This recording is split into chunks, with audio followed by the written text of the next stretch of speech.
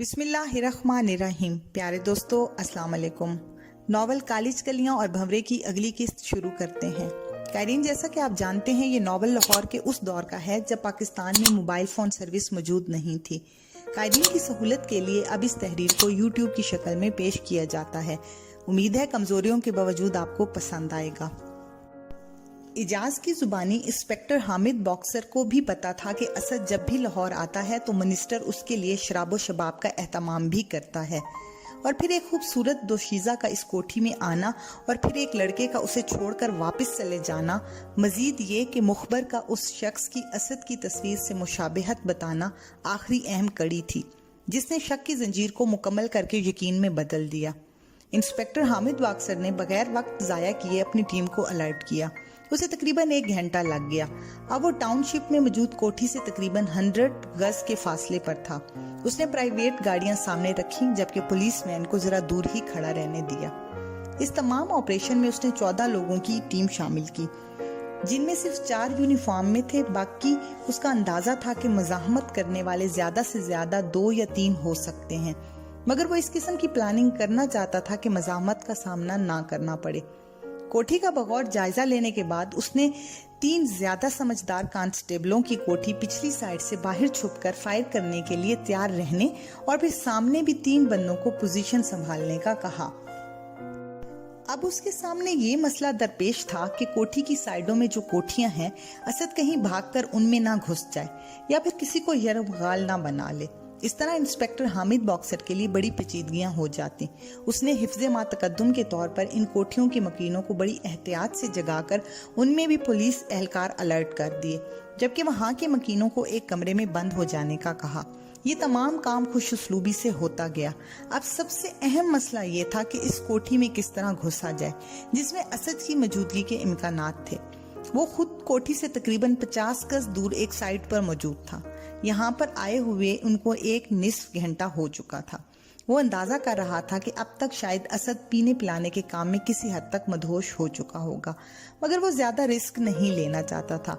Inspector Hamid boxer को कोठी के अंदर के नक्शे का अंदाजा भी नहीं था। उसने फिर दाएं तरफ कोठी में जाकर मकीनों से इस कोठी का नक्शा पूछा तो मालूम हुआ कि सामने से जाने की बजाय अगर पीछे से जाया जाए तो वहां कमरों के अंदर झांका जा सकता है।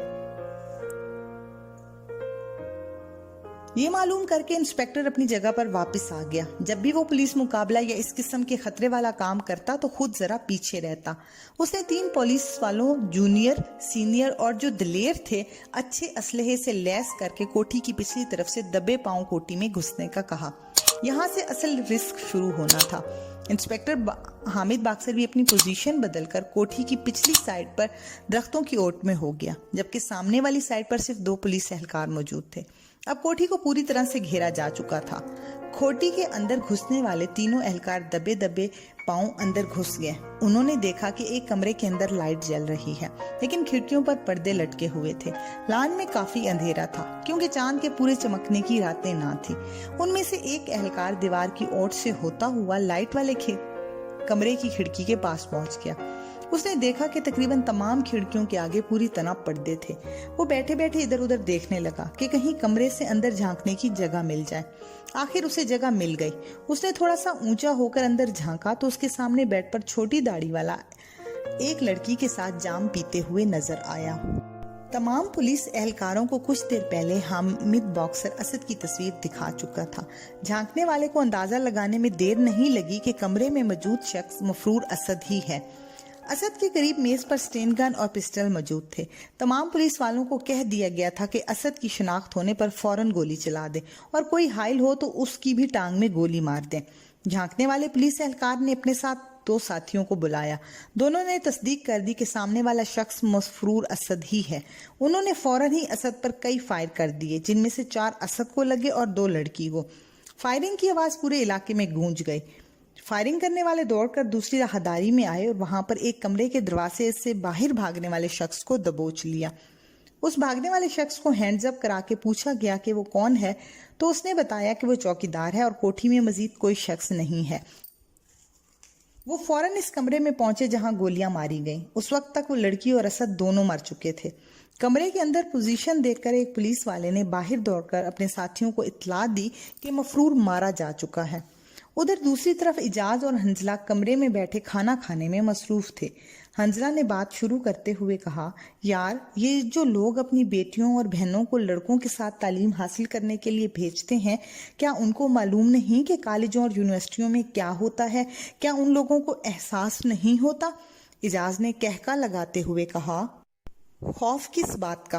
क्या हो जाता है इन लड़कियों को? कोई घिस तो नहीं जाती, उल्टा तजर्बे हासिल करती हैं।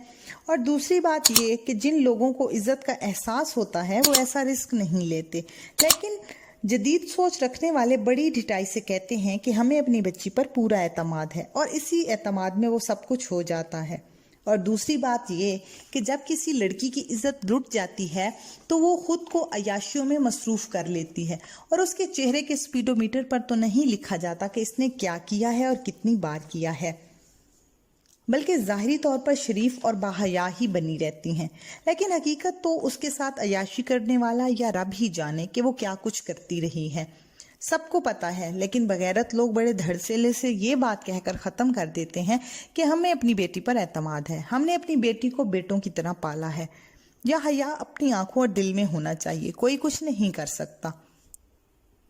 ये चंद या इन जैसे कुछ और फिक्रे हैं जो शरीफ बगैरत लोग अक्सर कहते रहते हैं।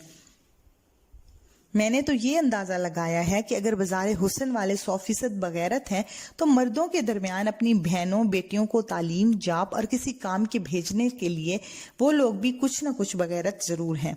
हंजला ने पूछा, क्या तमाम तालीमी इदारों में ऐसा ही होता है? इजाज ने बताया, बिल्कुल, हर जगह ऐसे ही होता है। देखो, मैं एक बुरा इंसान हूँ, लड़की मेरी जिंदगी में इस तरह आई जैसे हीरोइन, मगर सच बात मैं कम से कम तुम्हारे सामने जरूर करूंगा, चाहे वो मेरे खिलाफ ही क्यों ना हो। मैंने अपनी जिंदगी में मुशाहिदा किया है कि गैर मर्द और औरत अगर करीब रहें तो वहां पर 100% गलत काम होगा। पहले अच्छी अच्छी बातें होंगी, नजरियात बहस में आएंगे और फिर क्या, यही जानवरों जैसा जिनसी काम। जितनी भी भली बातें आखिरी काम तक पहुंचते पहुंचते की जाए, मंजिल वही है जहां पर तमाम इंसान एक जैसे हो जाते हैं। हंजला ने मजीद पूछा, इसका मतलब हुआ कि मुहज्जिब लोग ज्यादा गंदे होते हैं? इजाज ने उकताहट से कहा, तुम किन बातों को ले बैठे हो, और इस पर तो जितना भी बोला जाए कम है। औरतों के लिए बाजारों में मेकअप भरे सामान ही हैं, तमाम इसी मकसद के लिए होता है कि गैर मर्द को किस तरह अपनी तरफ माइल किया जाए। अक्सर मर्दों का बड़ी बड़ी गाड़ियों में घूमना और अपनी दौलत का रौब जमाना, अक्सरियत का एक ही मकसद होता है कि औरतों को किस तरह अपनी तरफ माइल किया जाए। इन्हीं बातों में वो खाना खत्म कर चुके थे। इजाज ने टेलीफोन पर चाय लाने का कहा और हंजला के चेहरे की तरफ देखते हुए बोला, आगे आगे देखिए होता है क्या। तुम देखो कि दुनिया में काम यही हो रहा है। अब अपने अल्ताफ साहिब को देखो, क्लास में कितने शरीफ सोबर नजर आते हैं, मगर तुमने देखा कि उस दिन मर्जीना रेस्टोरेंट में हमारी क्लास फेलो नाइला को किस तरह घेरा हुआ था, और नाइला को देखो कितनी शर्मीली